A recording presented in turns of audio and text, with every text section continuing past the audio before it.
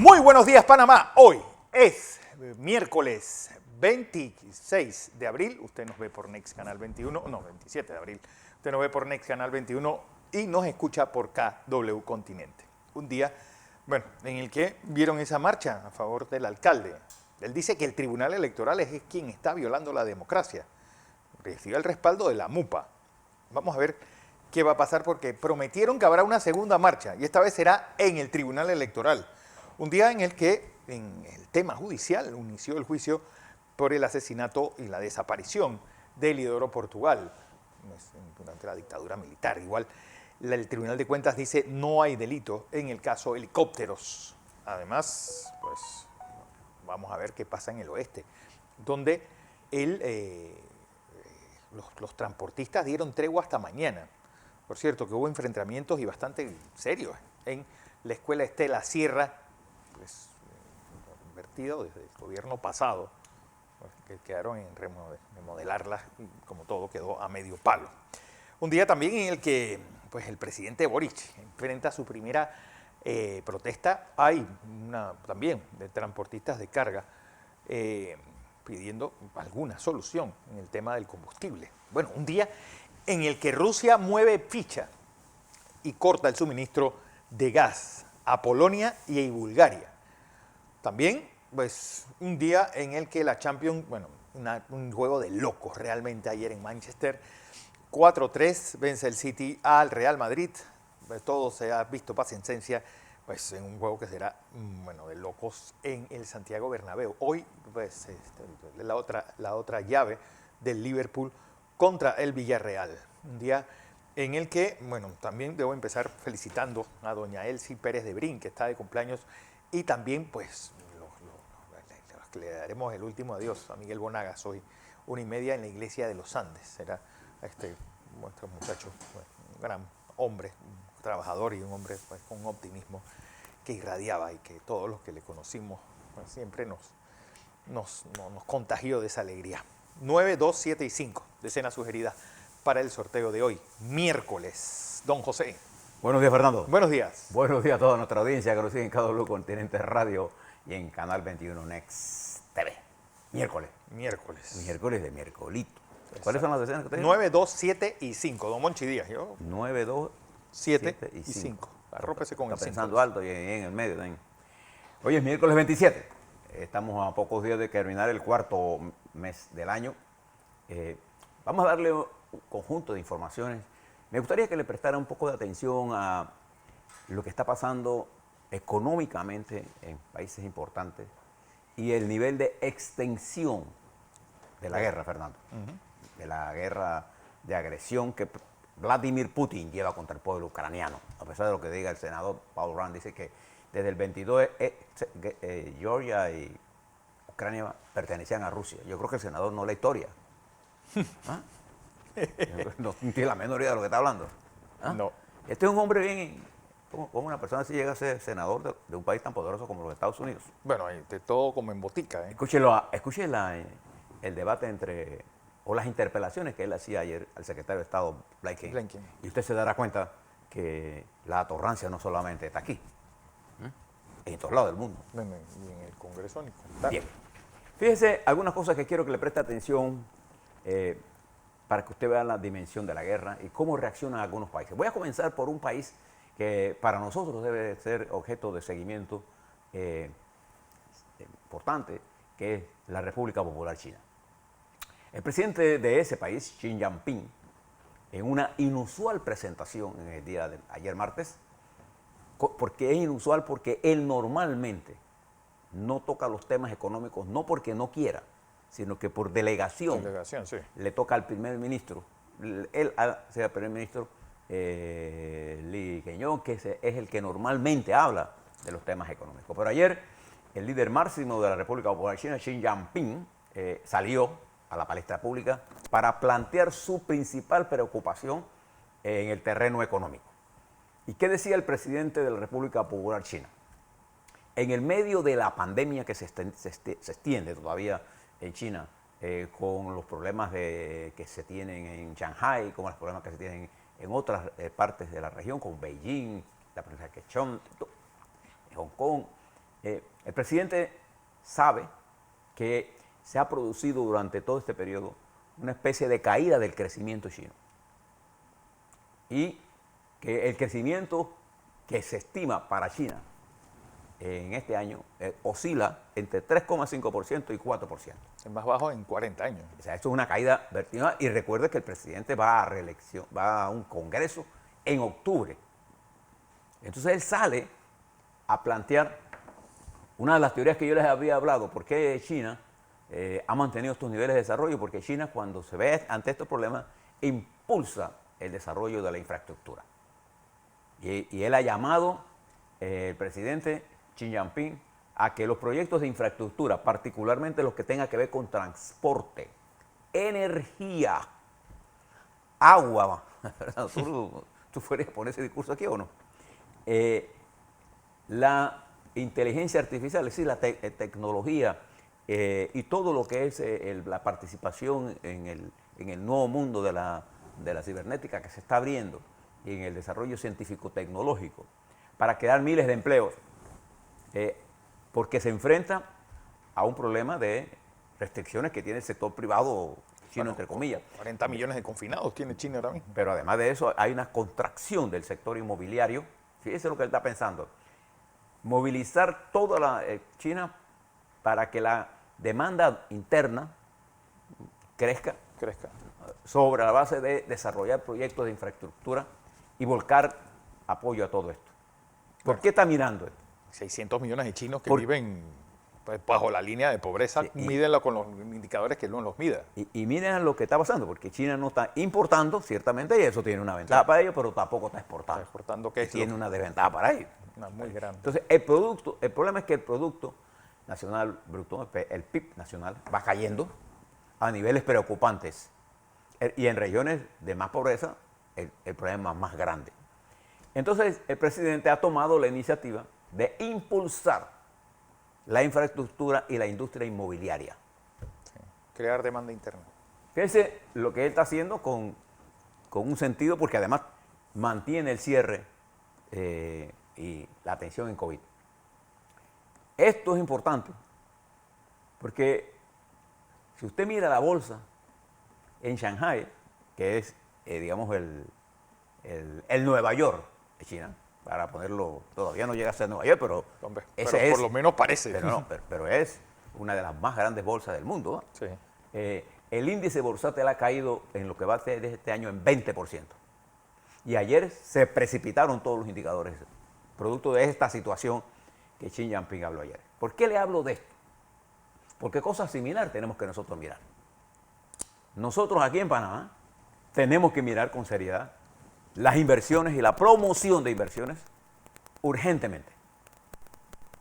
No podemos tomar medidas que vayan en contra del proceso de promover inversiones en energía. ¿No? ¿Sí? Ayer le hablaba yo a un ministro y le decía, ¿usted ha visto, Fernando, alguna publicación del avance de las obras que se están haciendo en Colón? No. De la planta de gas natural. Uno de los proyectos de energía más importantes del continente. No, y sobre todo que es uno de los proyectos que ya están dando. De infraestructura más grandes que se están haciendo en el país. Ya están dando. Claro. Mire la foto. Entonces nosotros no, como que estamos desconectados. Y entonces yo le decía, ¿por qué no hablamos de eso? Panamá está haciendo grandes inversiones en el área de energía, sí, pero tenemos que meter mucho más. Tenemos que culminar otro, tenemos que desarrollar la infraestructura privada en el interior. En el despacho del presidente hay una ley que tiene que ver con los créditos fiscales, que yo no veo por qué no lo impulsamos, porque ahora mismo eso se va a desarrollar en el interior. Sí. Entonces yo quería invitar al presidente que mirara esto, porque para nosotros es importante elevar el nivel de certidumbre frente a la incertidumbre que ha generado todo el panorama político nacional. Es importantísimo para nosotros porque viene un proceso de confrontación muy seria a la que le voy a hablar más tarde. Pero fíjese lo que está planteando el presidente de uno de los países de la segunda economía más grande del mundo que se ve afectado y que Xi Jinping salió ayer a explicar esta situación y que el estancamiento que se están dando en los puertos chinos está afectando el comercio y en ellos está afectando al canal de Panamá. Exacto. Para que usted tenga idea de lo que estamos hablando. Sí, sí, sí. Un destapamiento de todo esto podría producir entonces una ventaja para nosotros, pero el estancamiento de China no nos conviene a nosotros. Y lo peor es que los contenedores están allá. Pero fíjese, esto le hablo de China. Fíjese algunas de las noticias que usted no lo ve en ningún periódico. Primero, ayer el gobierno de Dinamarca y Suecia, las dos primeras ministras, anuncian que a partir de mayo ambos países podrían llevar, o tienen los planes de llevar, su solicitud para ingresar a la OTAN. No, Finlandia y, Finlandia y Suecia. Es más, su oposición ya estuvo en Estados Unidos el fin de Y semana ya pasado. presentaron en una conferencia de prensa esta posibilidad. Finlandia ¿Eh? y Suecia. A las dos que Rusia ha amenazado de poner estructuras nucleares Sí. en caso de que ellos decidan eso. Y ayer lo dije, las dos primeras ministras dijeron esto. Bueno, porque si los rusos tienen esa locura de creer que Ucrania es parte de su territorio, no quiero ni saber de Finlandia, que fue pues también territorio ruso durante mucho tiempo. Fíjese, esta situación es una escalada. Pero como Vladimir Putin no se ve ganando la guerra, no tiene nada que mostrar ahora mismo que no sea una guerra que ha llevado a Rusia a un empantanamiento asombroso. Entonces fíjese lo que hace ayer. Le comunica a Bulgaria y a Polonia que el suministro de gas se va a suspender hoy. Hoy 27, miércoles, ya cerramos la llave. Todavía en el entretiempo este que hace frío en estos dos lugares. La utilización de esto para un país que depende en su ingreso del gas y el petróleo, advierte al resto del mundo de lo que es capaz Putin y su régimen con respecto a utilizar el gas y el petróleo como arma política. ¿Y por qué hace esto? Porque tanto Polonia como Bulgaria se negaron a pagar en rublos. Y entonces él le dice, si no, entonces toma esto con estos dos países. ¿Y cuál ha sido la reacción de Polonia? Nosotros tenemos, dice Polonia ayer, a través de su presidente, o su ministra de Economía, y de Defensa, nosotros tenemos gas suficiente, tenemos 80% de la reserva llena. Y tenemos capacidad de conectarnos, porque ellos habían construido oleoductos, gasoductos, para comunicarse con otros y tener en gas disponible. Es decir, esto de Putin, aparte de ser una amenaza, ya se dio, pero lo evidencia a él, por lo que incluso Trump un día denunció que Alemania se había hecho tan dependiente de Rusia en gas y en petróleo, y que Europa iba a pagar algún día un precio. Bueno, aquí Putin pone a dos países que eran miembros del Pacto de Varsovia, y que ahora históricamente tienen razones históricas, si no lo sabe el senador Aurán, para odiarle. Sobre todo los polacos. Los polacos. Y los búlgaros también. Sí, los búlgaros, Bulgaria es uno de los países agrícolas mejor desarrollados que tuvo la Unión Soviética. Pero con unos puertos, un sistema logístico desastroso. Pero bueno, pero eso era parte del desastre que había. Entonces, estos dos países reaccionan frente al gas y estos otros dos países escandinavos reaccionan frente a la OTAN. Pero el resto del mundo occidental, al que Putin le tiene la proa puesta, le dice a Putin y le dice a Ucrania, nosotros vamos a seguir mandando armas. Lo dice Australia, lo dice Alemania, Alemania que traspasa la línea y va a mandar, está mandando. Sí, bueno, los tanques Leopard, que es lo que supuestamente va a mandar. Lo dice Inglaterra, los Países Bajos, los Estados Unidos, el secretario de Estado y de Defensa de los Estados Unidos estuvieron en Kiev el viernes y la respuesta de Putin fue bombardear los ferrocarriles. Sí.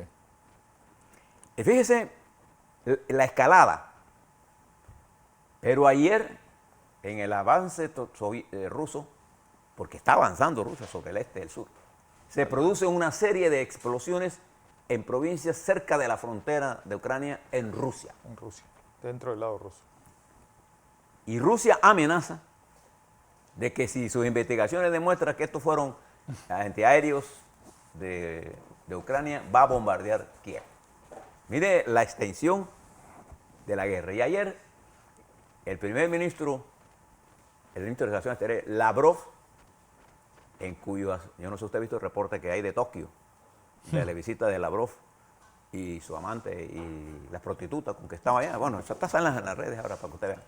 Lavrov sale a amenazar al mundo de que estamos cerca de una tercera guerra mundial. Le responde el general Mattis de los Estados Unidos diciéndole que él es un irresponsable. Eso es.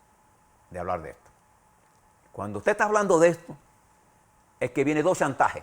El chantaje que Rusia le está poniendo por petróleo y gas a Europa y al mundo, y el chantaje nuclear.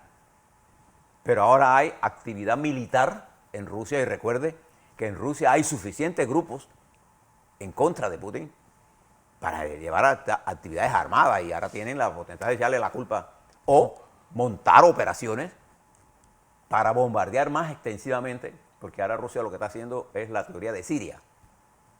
Liquidación. Se arraso y después... Miedo. Y después ya veremos cómo nos quedamos con el territorio. Observe todo esto que se está dando en el mundo en el día de hoy. ¿Qué produce esto? Incertidumbre. Esto produce un alto nivel de incertidumbre, pero además produce varias cosas. Uno, que es lo que Putin... produce una migración masiva, que es lo que Putin quiere meterle a Europa, ¿no? Para crear un problema político de Europa. Dos, migración masiva de millones de personas en corto plazo. Nunca en la historia de la humanidad había habido tanto movimiento. Desde la Segunda Guerra Mundial. Quizás en la Segunda Guerra 11 Mundial. millones de personas, más o menos. Pero aquí, en menos de 2 meses, 4, casi 5 millones de ucranianos han pasado. Hay más de 6 millones moviéndose, 11 millones dentro de Ucrania. Esta diáspora de esta magnitud en tan corto plazo no se ha visto, y Putin lo que quiere es que vayan a Europa a crear problemas sociales fuertes. Entonces nunca había visto Europa desde la Segunda Guerra Mundial un escenario de guerra tan probable como el de ahora. Y su influencia en esto ha sido lo siguiente: el petróleo se mantiene por encima de los $100 el barril. Volvió a subir. El WTI ayer subió ante la preocupación de lo que está pasando en China, y cuando China anuncia por Xi Jinping de que las cosas podrían ser mejor, sube el precio. Entonces en este juego quedamos atrapados, ¿quiénes? Nosotros.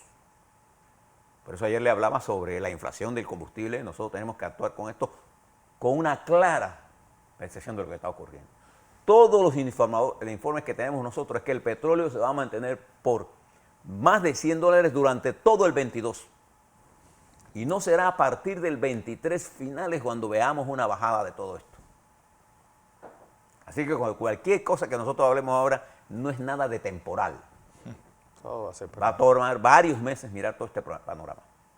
Pero además se está poniendo crítica, más crítica, a poder adquirir insumos para la producción de alimentos. Y esta hambruna ya se siente en Perú, en regiones importantes de Brasil, se va a sentir en nuestro continente, porque no hay nitrógeno, y si hay, a precios altísimos. No hay fósforo, que es el abono completo 12, 24, 12, es nitrógeno, fósforo y potasio. No hay potasio. Entonces tenemos una escasez que se está produciendo y que se va a alargar.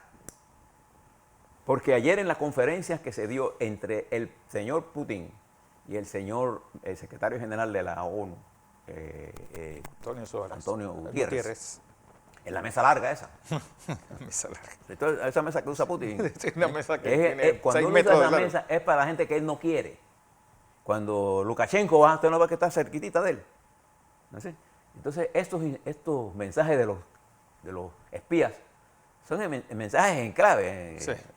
Sin embargo, fíjese, cuando termina la reunión, el secretario general de la ONU dice: lo cierto, lo único cierto que hay en todo lo que hablé con el señor Putin, como hecho, usted puede mirar, es que no hay ninguna tropa ucraniana en territorio ruso y que las tropas rusas están en territorio ucraniano. Eso es lo único cierto que hay. Como consecuencia, hay una violación a los artículos que comprenden la Carta de las Naciones Unidas.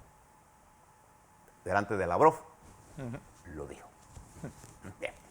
Entonces, si usted mira eso, y ahora vuelve a la mirada hacia nuestro continente, y se pasa un poquito por Colombia, para que usted vea lo que somos nosotros. Esto es lo que está ocurriendo en el mundo. Ayer, en los medios de Colombia se dice de todo. Hoy los colombianos se están enterando de cosas que le ocultaron.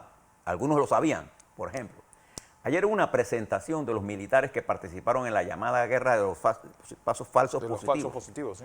En donde hasta un coronel hablaba de cómo ellos daban órdenes para asesinar. Y esto fue una audiencia hecha frente a la gente, a los cuyos familiares murieron, padres que veían este informe de sus hijos, hijos que veían esto de sus padres, en donde ellos le informaban a ellos cómo ellos habían matado a niños, mujeres, hombres, les ponían armas para que aparecieran como guerrilleros.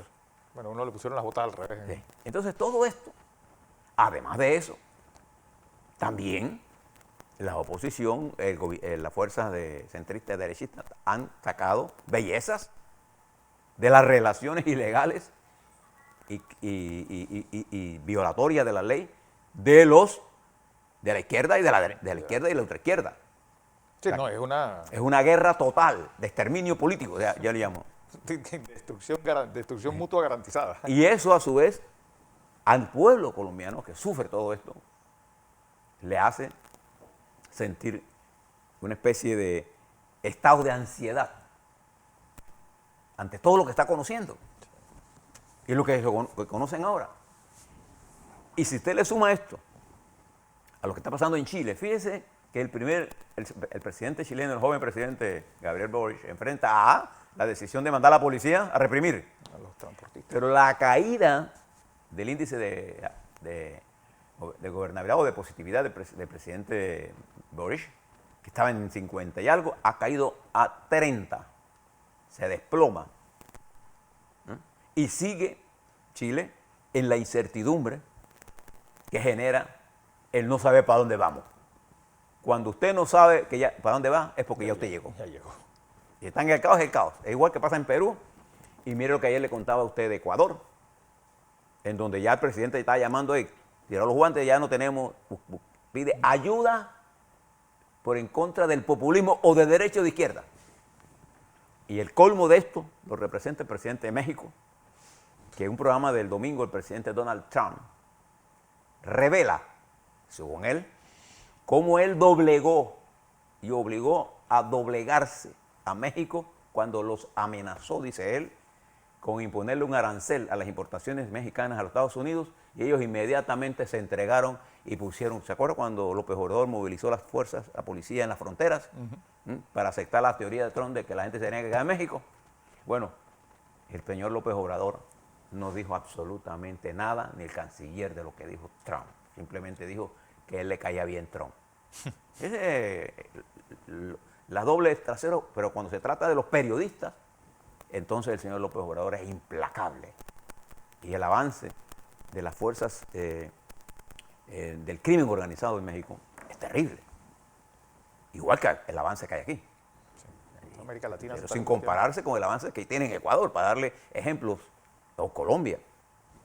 Entonces, ese marco general y todo esto que usted está mirando, todas estas medidas que hoy nos están impactando y nos van a seguir impactando durante los meses, nos lleve de dar a nosotros aquí a Panamá a una reflexión sobre cuál es el camino a seguir en el marco de estas graves complicaciones que no se van a resolver por el deseo ni la buena conversación de gente, sino con medidas concretas y específicas para proteger la nación panameña y para resolverlos en medio de la crisis, que se abren oportunidades, pero también se cierran otras y graves amenazas sobre el mundo. Este es el momento para actuar con paciencia, con inteligencia y con prudencia, pero hay que actuar, sobre todo en este proceso de movilización y en el proceso de impulsar las inversiones, tanto públicas como privadas, y el no estar en el rumbo del populismo para ganar adeptos a corto plazo. Aquí el futuro de nosotros está en juego. A la vuelta, fíjese por dónde va COVID. Hoy estamos a 9,9, póngale 10. 700, más de Mira el 700 salto que casos. hemos dado en positividad. Doble. Lo importante de esto es que no ha habido, la unidad de cuidados intensivos se mantiene bajo, Bajo. y los muertos se mantienen bajos. Quiere decir que este es un Omicron cuya nuestra capacidad de vacunación ha sido buena y nuestra inmunicidad natural Sí, rebaño. es alta. Bien, vamos a hablar de eso y los temas importantes que tienen que ver con la economía que se endurecen cuando se incrementa la incertidumbre. A la vuelta a eso y más.